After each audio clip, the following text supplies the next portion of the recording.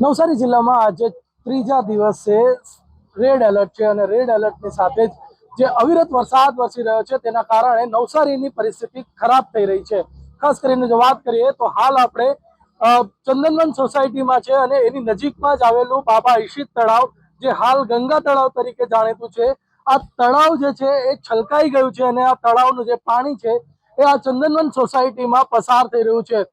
ચંદનવન સોસાયટીમાં તળાવનું પાણી આવવાના કારણે લોકોના ઘરોમાં પાણી પ્રવેશવાની ભીતિ થઈ ગઈ છે. જો આ જ પ્રમાણે વરસાદ વરસતો રહે તો સ્થિતિ વિકટ બનવાની છે, કારણ કે નવસારીમાં 24 કલાકમાં 7 ઇંચથી વધુ વરસાદ વરસી ચૂક્યો છે અને હજી પણ રેડ એલર્ટને કારણે ભારે વરસાદની આગાહી છે. ત્યારે આપણી સાથે એક સ્થાનિક છે, તેની સાથે વાત કરીશું. જી, આપનું નામ? નરેશભાઈ, કેવી સ્થિતિ થાય છે આપ તળાવમાં? દર વર્ષે પાણી ભરાઈ જાય અને હવે આ જરીક વરસાદ પડશે એટલે પાણી પાછું બહાર આવવાનું જ છે. આનો કંઈ નિકાલ કરવો પડે. મતલબમાં બીજા નીચા ઘરવાળાને બધે પાણી ભરાઈ જાય. મહાનગરપાલિકા કઈ નથી?